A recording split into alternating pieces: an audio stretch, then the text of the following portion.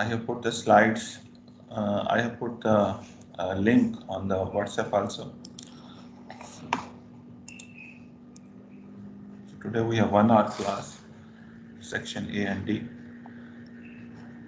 Hopefully you got the email link just now. And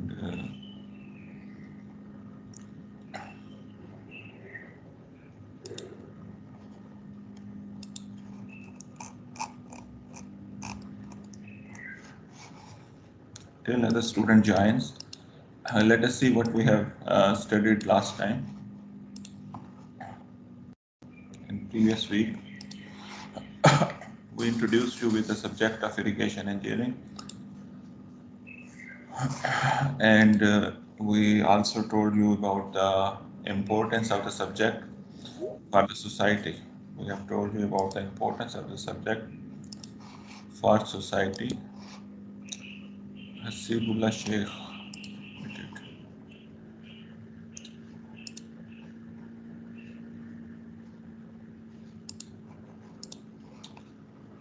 And course outline was informed to you. Course plan was given to you how we are going to deliver this course before midterm and after the midterm. Books were informed to you, and then irrigation definition was informed to you. So any student will like to share what do you think, what is irrigation and what is irrigation, how do we define it?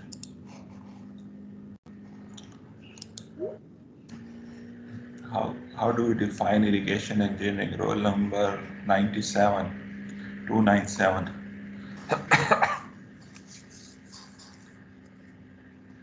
Roll number 297.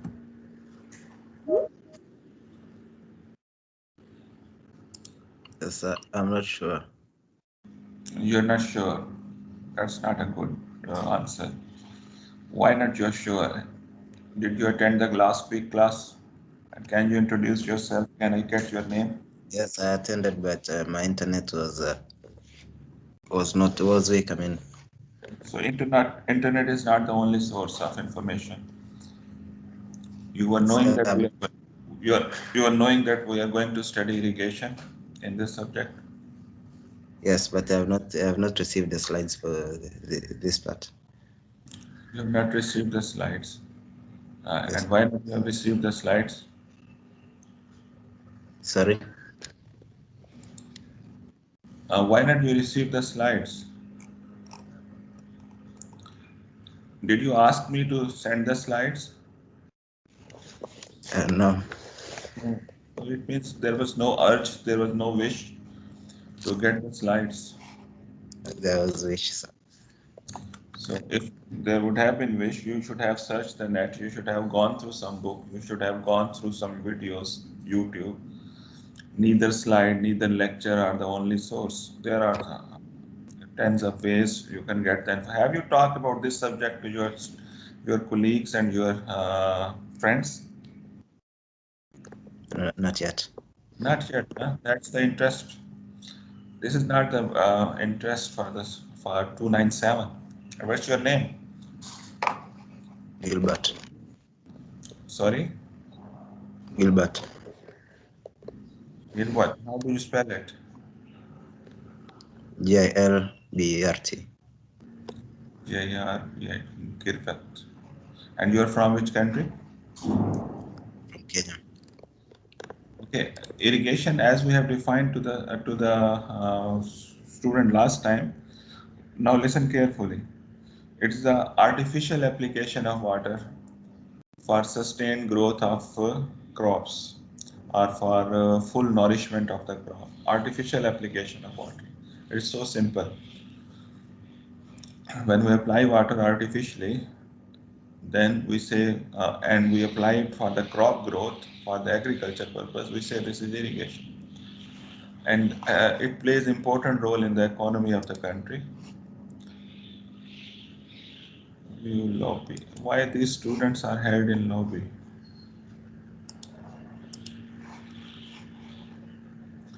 Okay, We also told the importance of this irrigation last week.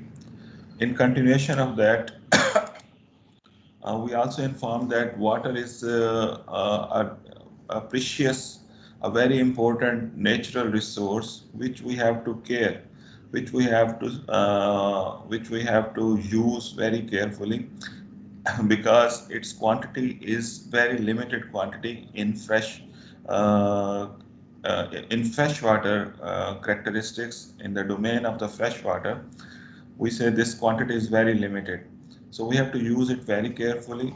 One reason for its careful use was because we are enhancing our needs of the fresh water because our population is growing and our standard of living is increasing.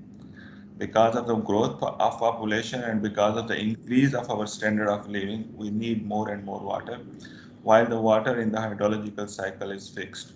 So we have to use it very carefully. And there are some storages naturally available as underground water and as glaciers.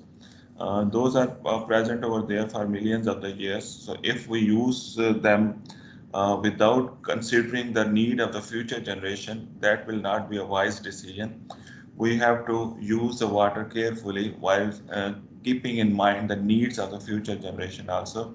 That is a way of development, a way of use, which call it sustainable use or sustainable development uh, way of using this precious natural resource, water resource. We inform you why irrigation is required in this slide also. And I have to again and again go to the lobby. Why I have to go to the lobby? Muhammad Usama, external. So those who are using the external links, manage permissions. Who can bypass lobby? Everyone can bypass lobby. Okay. Now hopefully nobody will go to lobby. Okay. In continuation of our previous week lecture, we informed you why irrigation is required. These are the few reasons which are mentioned over here. Main reason is that we need to apply water artificially because naturally water availability is not uniform. Naturally water is available through rainfall. So that is not uniformly available all across the country. And when please keep in mind when you join, your mic should be muted. Otherwise, we get disturbed.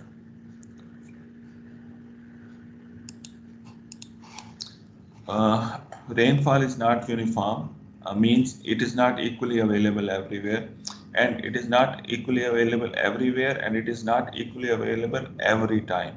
So there are two contexts. One is with respect to location, and one is with respect to time. So in both ways, the rainfall or natural availability of water is not uniform, is not equal. So we need to go to artificial mean of applying water for agriculture growth.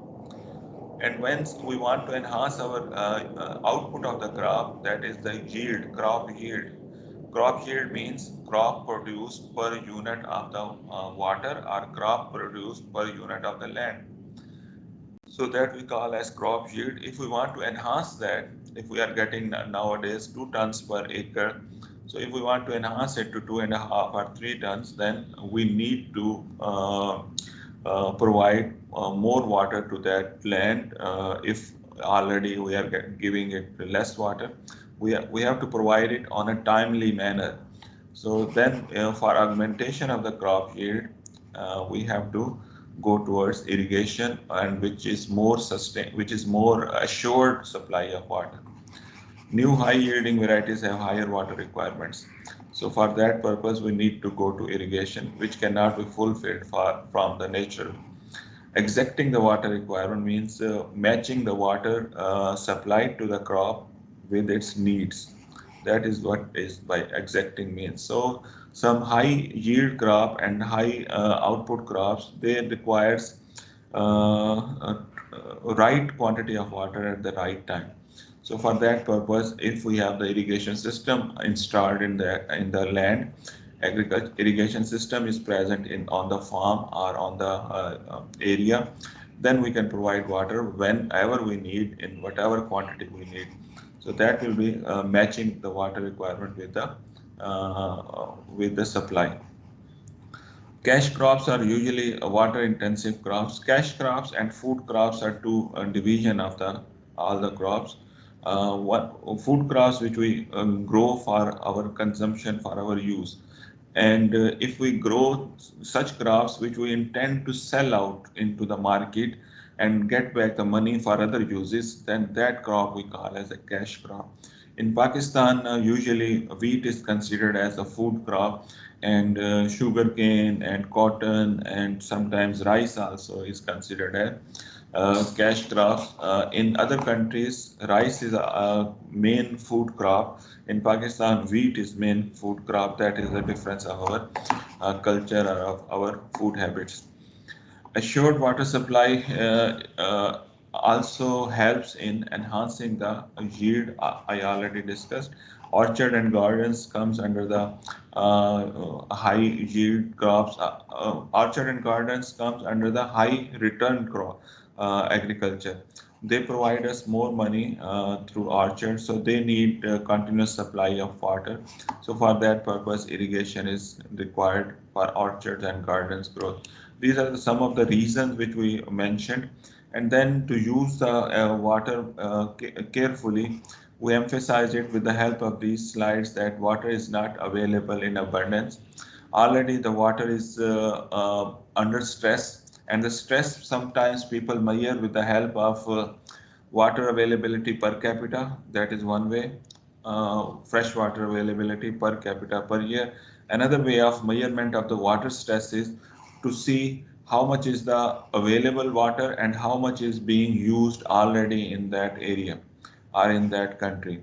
So ratio of the water withdraw means that we divert to the canal. Withdraw of the water means that water which we divert towards the canal for our agriculture or other uses. So that water which we divert and that water which is available, if we take the ratio, of course we will not have this ratio more than 1, it will always be less than 1. So it is considered that those countries for whom water withdrawal to water availability ratio is more than 0.4, if they are using more than 40% of their available water, that means this. If they're using more than 40% of their available water, that country should be considered as severe water stress.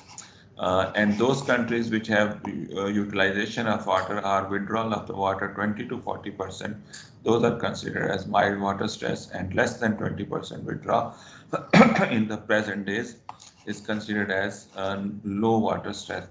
If we see with respect to this definition of water stress, that is the ratio of withdrawal to water availability, Pakistan comes in the high water stress or severe water stress countries. Pakistan, India, and all of these. Our water utilization is about 80% of our available water, what we call as a fresh available water that we divert for agriculture. So we have already committed all of our most of our fresh water resources towards its utilization. Further growth is limited, and that when resource is limited, it give rise to the conflicts. One partner or one stakeholder want to get it for its use, another stakeholder want to get it for other use. By stakeholder we mean agriculture sector. By stakeholder we means with respect to water, agriculture, industries, urban water supply, and environment. These are the stakeholder main users of the water. So there will be conflict between these users. Within the stakeholder, within the agriculture sector, then there will be a conflict between the territorial entities like provinces. And further, it can go to sub-provincial level. One district can ask more, more water as compared to the other. So that will happen, and that happens when there is a stress on water.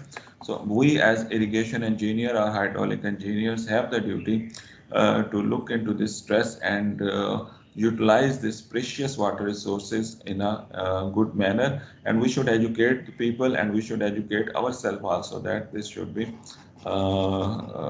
given due importance with respect to use of water. Another way of fresh water availability with respect to availability of fresh water per capita. This is another way of showing the how the water is distributed all around the world. So those countries which are having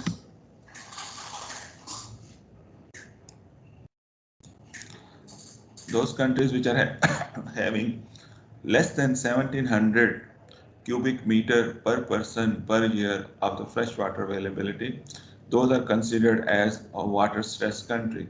And those who are having less than 1000 cubic meter of fresh water per person per year, so those are considered as water scarce country. So this scarcity and stress are expressed in this diagram. So if we see it, we Pakistan comes. This was map generated in 2007, 13 years ago. So currently we are even less than 1000 cubic meter per year. So in 2007 we were having a water availability in the range of 1000 to 1700. So we were considered as water stress. India was considered as water stress, and nowadays we are in the and these Arab states are water scarce, were water scarce, and still they are water scarce country. And these countries which are blue, they are having quite a lot of water with respect to their population. The one reason is they have good rainfall or good freshwater availability, and the second reason is they have not as big population as we people in subcontinent have it.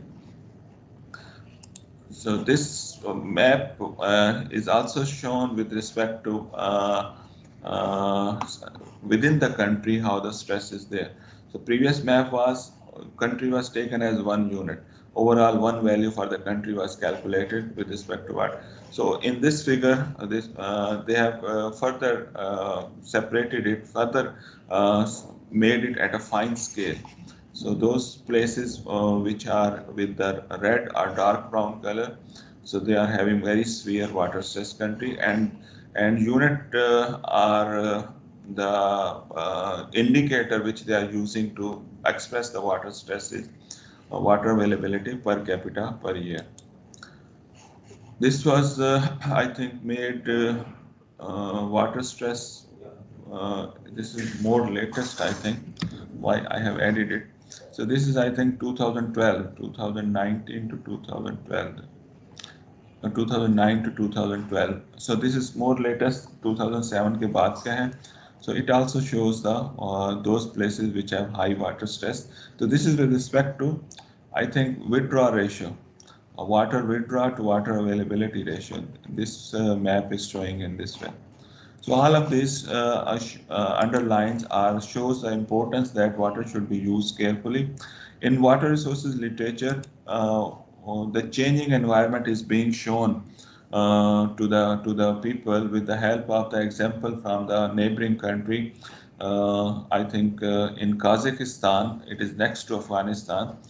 So in Kazakhstan, there is a lake, or there was a large water body. They call it Aral Sea. In 1960, this is the satellite map of that Aral Sea. It was a huge body of 68,000 kilometers square. This was being fed from the rivers from 2 3 sides. One river from, I think, Afghanistan also goes over there and joins it. I think Ammu Darya joined it, and some river from Kazakhstan. Because of the huge development of the water resources, making of the dams and diversion of the water to the canal for agriculture sector, and due to high utilization in the upper reaches, the water which was being supplied to this Aral Sea vanished away, that was diverted, and then it became simply a desert-like condition like this on the right-hand side of the figure. If I make this figure larger, so this is a comparison between 2 years. So the left hand side is original RLC, and present day RLC is this one right hand side. This is a good example to show that if we use the water for agriculture purpose and we don't care the lower riparians, people who are living at the downstream end of the of that river, so if we don't care about them, so their habitat, all those people who were surviving or thriving on the fisheries and the and the output of this RLC, they have to shift from here.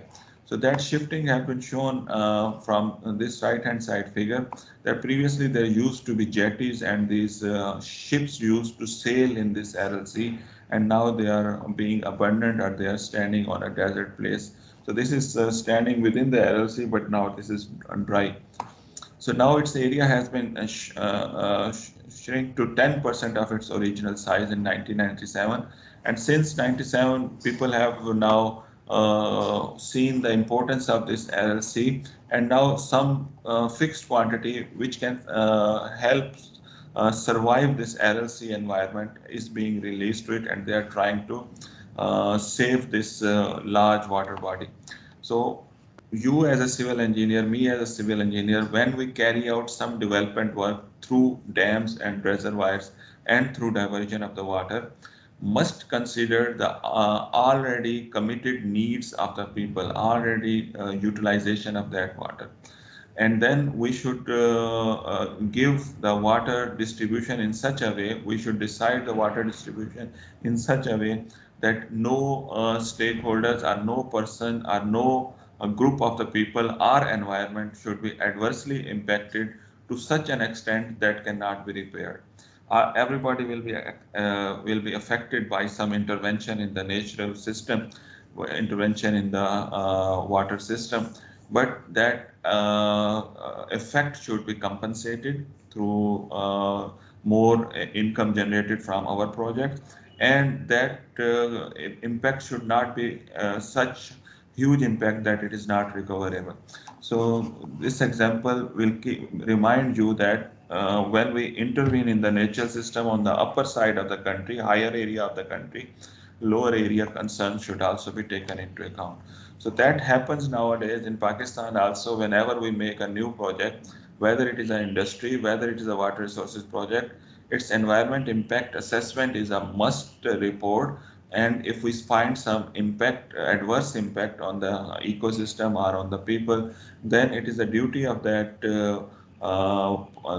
organization who is making that new project, that those impacts should be rectified or those should be reduced to acceptable levels. Water stress, when we call, we also see such diagram in the literature, which is showing the water availability per capita for Pakistan in 50s, because of our small population uh, and water availability of 180,000 kilometer cube.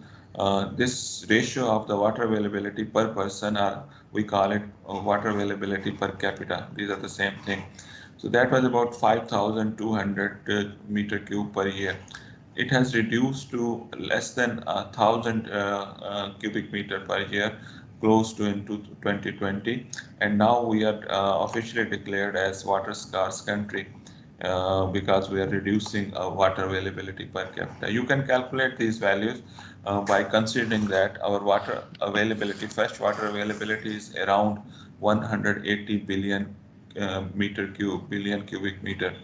180 billion cubic meter if we take as a fresh water. This is the water from the rainfall. This is the water coming through the rivers. This is the quantity of the water which is recharged in the ground and we can sustainably extract it. So when we sum all this together, that comes out to be about 150 million acre feet, or about 180 billion cubic meter. Close to this value you will be seeing. So divide it with the population, you will be getting some value close to 900, 800 cubic meter per capita per year. So with this background, with this population enhancement and water availability, the need of the education of irrigation engineering and good irrigation engineering is must. Previously, we are habitual of using irrigation in a very carelessly manner. We are habitual of using the irrigation. We are providing water to crop with the help of a method we call it flood irrigation. We open the canal, we open the channel which is coming to the farm. We open it and we feed the whole area with the help of the one inlet, and we keep it open for the several hours. We call this is a flooding way of irrigation. Instead of that, we have some better way of irrigation through furrow irrigation, making small ditches, small channels within the field itself, and then growing the crop on the ridges of those channels. So that is a better way of irrigation and a more economical way of irrigation with respect to water efficiency. Even more improved ways are available. We call them high efficiency irrigation system like sprinkler and drip irrigation. Those should be now brought to the use because high water stress is the norm in this area. So we have to go to the better ways of irrigation. If we don't care such things, then this figure is the future, and we are seeing such pictures more often in Pakistan, in India, in Africa. So if we don't care our water resources system and don't use it cautiously, then the natural calamities like droughts will be norms of this area. We have to be more cautious about use of water and developing our water resources. These drought are at different levels. One is we call as meteorological drought. That is because of the lack of the rainfall as compared to the normal rainfall. If some area has normally less rainfall, we will not say that is a drought area. But if we have a normal rainfall of 200 millimeter per year, let us say, it is quite less. 200 millimeter is quite less. But if this is the normal rainfall of the area, but in certain year we are getting 100 millimeter or less than that, or 150 millimeter, then we will be saying this year is the drought year. So meteorological drought is the first instance, first level of the drought. Then it is translated, then it moves towards hydrological drought. When our rivers and when our canals and when our groundwater resources deplete, then we say this is hydrological drought. Then when hydrological drought occurs, then after some time period, we see agricultural drought. And when agricultural drought is have been seen, then we see economical drought. So drought have different connotation, different levels. Meteorological drought is what we commonly know it, but then it is translated into hydrological drought, then it is translated into the agricultural drought, and then it is translated into economical drought. So these are the series of events which if we cut them in between, then population can be survived. When we see meteorological drought has occurred, we should go towards our reservoir and storages, and we should use them in an efficient manner. We should have some storage of the food and crops so that the agricultural drought effect should be reduced. We should have some storage of the money so that we can give it to the people. We should have some saving with us so that when economical drought will come, so people can survive through that. And naturally, these droughts are not continuous for many years. They finish after 1 or 2 years, and then we can regain our meteorological water, hydrological water, and so on.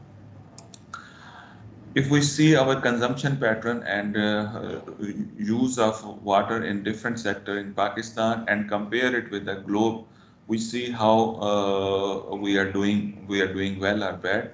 If we see the global averages and compare the water utilization by three main sectors, agriculture is one of the main sector of the water around the world. Second is the industrial sector, is the use this Coca-Cola, this textile industry, everything working in an industrial environment. We say those are the industrial sector. So industrial sector, and the third one is the urban water supply for drinking purpose. So these three things are shown with the three colors. If you see this maroon color, blue color, and off-white color. So 69 or 70% is the figure which is usually quoted that agriculture is using 70% or 69% of the global water agriculture sector. Compare it with Pakistan. Where is Pakistan? Pakistan nahi hai. Okay. In Pakistan, agriculture is using more than 90% of the water. Pakistan total water availability, if we see, is if it is 180 billion cubic meter or about 150 million acre feet, out of that 90 or more than 90% is used by the agriculture sector. Only 2.5% is used by industry, and 2.5% is used by the urban water supply. So 5% we are using for other than agriculture, and 95% we are using for agriculture purpose. So this utilization of water by the agriculture sector up to 95% as compared to the global water utilization, we can take the conclusion that that is not survivable, or that is not sustainable, because everything tries to move towards average values.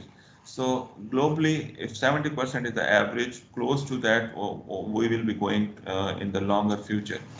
If we say towards high income, that is what we want to go towards. We want to go towards high income countries. Those are those countries which are we also called as developed countries. They are developed countries, and if we see their water utilization, they are using 60% of their water for industries. So they are getting more income from same unit of water. That is why they are high income countries. We are getting less income because we are using it for agriculture purpose, and we are using less water for industrial purpose. So we will try to move towards this utilization. Of course, we will not try to go and towards low and medium income countries. We are already over there. So if we want to utilize, if we want to enhance our living standard, and we want to move toward high income countries, then we have to see that these are the targets. We have to give more water to the industries, and agriculture sector will be getting cut of water. When they will be sufferer of that cut, so then they have to go towards better irrigation methods, and that also gives us the need of high quality engineers which can provide them better system. At the moment, you can see the problem of our system is we have water storage, we supply that water, it reaches to the farmland after 5-10 days. There is a travel time, and some places after 10-12 days. So when it reaches to the farmland, and if it rains over there, we cannot stop that water. So we have to supply that water, because system cannot is not being controlled at the downstream end. System is being controlled at the heads or at the upstream end. So we call this as a supply-based system. When we have the supply, we provide it. Compared to that, a system is there. We call that as a demand-based system, like in our household system, in our at homes, we open the tap when we need it. So that is the demand-based system. So if we have the same kind of controls in the agriculture sector, so then that will be better. If a person need it, they will use it. Otherwise, now sometimes people overutilize water because it is available, and they cannot divert it to the other places. The other person's area will be flooded, and the canals don't have the storages. So we need to change slowly towards our supply-based, demand-based system from the supply-based system. There are many problems which we have to first tackle them, and then we can do it. And the second thing, we are not seeing what are the actual demands of the people. We are relying on their experience. They see the soil, they see its wetness, and scientifically based moisture content measurements are not the norms. If we should measure the moisture content and then we apply water. So these are the things which have the problems, and we are still in the low and medium income countries. We are in the medium income country, and if we want to go towards high income countries, then water sector has to change the habits as shown in the left hand side figure. We have to give more water to the urban and industrial sectors as compared to the agriculture sector. And agriculture sector, we cannot reduce their output. We have to go towards high efficiency irrigation system. This problem of future growth pattern have been shown over there, that in future forecast is that the total water availability, total water withdrawal will increase. So more stress will be there on the water sector, and industry will enhance their utilization all around, and agriculture sector increase will be reduced. Agriculture sector increase need to be reduced so that this industrial sector need can be fulfilled if we want to go towards the high income countries. So sectoral demands increasing and new demands emerging, such as for environment and the river maintenance. So there will be a new demand which are not shown over here. So another fourth demand comes from the environmental sector for ecological purpose. Now people say that at least so much water you should let it remain in the river. It should go in the natural stream, and so that the natural habitat can survive. So merits and demerits, if we compare, irrigation system is not always good. It has some problems, but first let us see what are the merits. One is assured water supply. Irrigation provides us the assured water supply when and wherever we need it, and it supplies the right amount of water. So that is the major benefit of irrigation system. So when we have assured water supply and we have the right amount of the water at the right time, then our crop will enhance, crop yield will enhance, then we can avoid the floods and the droughts, we can go high income cash crops and orchard and such things. We can generate hydropower as a byproduct from the irrigation system. We can generate hydropower from our irrigation system. Can you understand this thing? We have developed Tarbela Dam for irrigation purpose, but we are also getting the hydropower. We have developed Jinnah Barrage and the Chashma Barrage for diversion of the water for irrigation system, and now we have installed hydropower also over there. So we have some waterfalls close to Nandipur, Gujranwala and then Nandipur. So there is a waterfall. So we have put a hydropower station over there. Close to Sahiwal, we have a waterfall in the canal irrigation, irrigation canal. We have a waterfall. Over there we have installed a turbine and we are getting hydropower. So hydropower can be obtained as a byproduct from the irrigation system. The irrigation system project can be used for recreational purpose, can be used for flood protection also as a secondary outputs.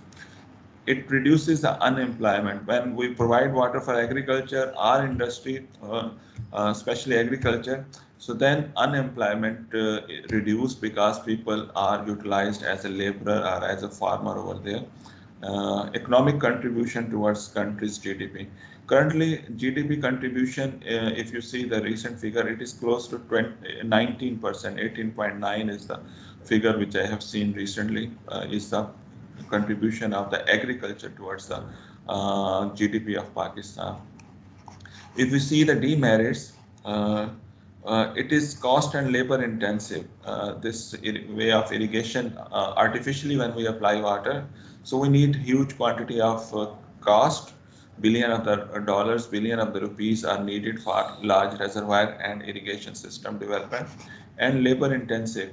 Why we are saying this is labor intensive? Because we are comparing it with the natural application of the water.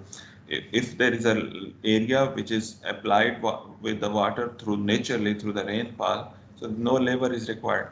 So as compared to that, our artificial application of the water is labor intensive and cost intensive. But the cost thing is that it recovers its cost through high income. So initially we can say it is cost intensive. It can generate waterlogging and salinity, which are two big problems of agriculture sector. Salinity is high quantity of the salt present in the soil or in the water, salinity. So waterlogging is raising of the water to the root zone. So that is waterlogging. So both reduces the productivity of the land. Waterborne diseases can be generated from a water bodies. Standing water bodies give rise to the water-borne diseases like malaria and dengue and other cholera, something like that. Water quality issues are also raised because of the irrigation projects. Low quality return water to river. When we carry out irrigation, some water goes back to the drains or rivers, and those are having more salt and having remains of the fertilizer like nitrogen and phosphorus that give low quality water to the drains of the river system that need to be seen. Land use change as compared to the previously, if we carry out irrigation projects, of course we are going towards a land use change. Previously, if it was a desert area, now it will be converted into the agricultural area. Previously, if it was a forest area, people will clear that forest and grow the crops because they consider crop will give them more benefit as compared to simply the wood from the forest. So land use changes, and that land use changes as per se may not be problem, but that changes the climate of that area also. That changes the habitat of that area also. For example, if forest was giving a living space for forest animals like lions and other elephants. So if forest is not there, they cannot thrive, they cannot survive.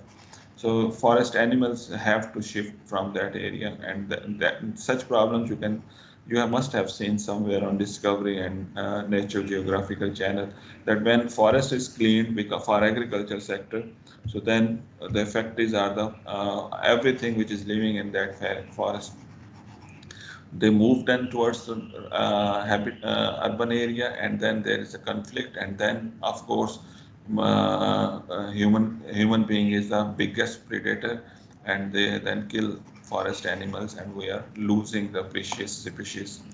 Environmental issues like sediment deposition, erosions, these are also seen in case of irrigation. But all of these problems have the remedials. We can carry out the drainage, waterlogging, and salinity can be solved. Uh, Cost, I have already told you. Waterborne diseases can be avoided with the help of some techniques that we should not let the water standing over there for a longer time. It should be a running water, then this thing cannot generate.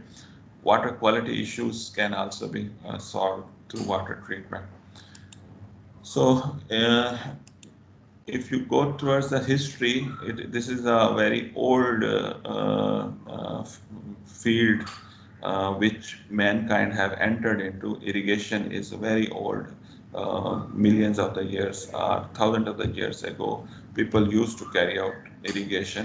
How we have come to know from the remains of archaeological site, there are some big pictures drawn on the walls. We call them frieze. So from the frieze found in the Egyptian era, in the Egyptian area, this is about 2000 BC frieze, which is showing a person is using a bucket to water the plants over there, and this bucket is being held with the help of a rod, which is pivoted on a sport. There is a mast or a sport which is sporting a rod, and the rod is sporting a bucket. And this way of irrigation, they locally call it as a use of shadaf. They call this is shadaf. So from a low-lying water channel, if it level is lower than the surrounding area, they use this lever mechanism. So this mast is providing as a fulcrum or as a pivot point, and they usually put some weight on the back end of this rod so that the weight of the water is balanced with this weight at the back end, and then with the help of small energy he can pick it up and it put the water into the plants. So here is the weight you can see on the other side. So this is a way of irrigation. Artificially he is applying water.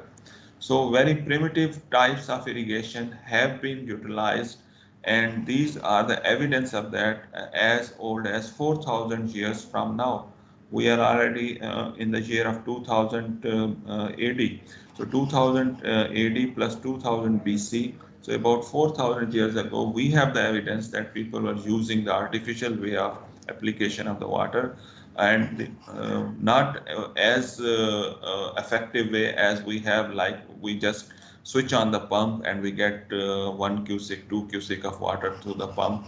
So such ways were not there, but such kind of primitive or very basic way of irrigation have been utilized as old as 4,000 years ago in the civilization. We call them as Egyptian civilization, and another neighboring civilization we call them as Mesopotamia civilization. Mesopotamia is the area in Iraq. Mesopotamia is the, I think, Greek word, the area between two rivers. In Iraq, there are two major rivers which flow over there. Urdu में हम उसे कहते हैं दजला और फरात. In English, we call them as Tigris and Euphrates. So between these two rivers, there is a very fertile land, as we have the fertile land in Indus Plain also. So over there, irrigation was norm as old as in the period of Pharaohs and in the period of other empires. So it's not a very new field which mankind has been linked to. In compared to this 4,000, agriculture have been seen from the remains in 9,000 to 10,000 years ago. People started using agriculture. They started using raising the crops at their own instead of relying only on the natural forest and natural crops. So they started growing those crops which they considered are better. So that is as old as 9 to 10,000 years ago, and they started taming the animals. They starting putting the animals in their household and for their agriculture goods. In comparison to that, this planet life, this planet, what we call it, age is approximated by the people as about 4.6 billion years. So there were millions of the years when this planet was without any life, and then life came into existence over here. And the history of the mankind as old as 10,000 years ago can be seen. It was only during the Holocene epoch. Epoch is other word for an era and a time period. Epoch. Holocene is the recent epoch in geological term. Holocene is the most recent era in which we are living nowadays. So that is called as the Holocene epoch, and it is as old as 10,000 years ago. While the while the age of this planet or this solar system is considered to be billions of the year, 4.6 billion years old. So they used to construct canals for water supply to the urban areas and for agriculture sector also. So if we will be continuing this in the next lecture next week. Your 2 hour lecture this week will be taken by Suhail, as Habib Saab is taking some rest. ये कौन आया हुआ? Who is showing his video to us? Shazadeh?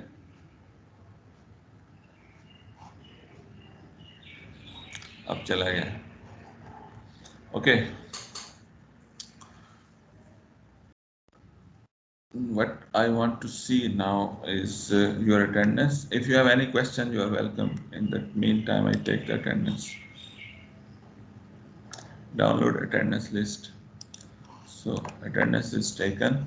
So if you have any question from this historical background, merits and demerits of irrigation, so you are welcome. Read some basic book of irrigation. At least first chapter relates to these things. Historical background and merits and demerits of irrigation. So I am putting this attendance on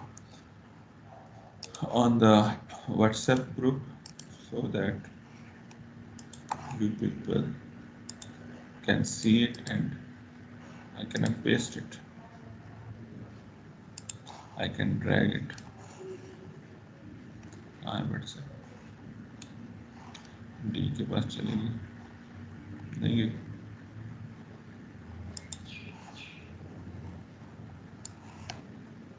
क्यों तंग कर रहे हैं? Okay, अब ए के पास चली जाए।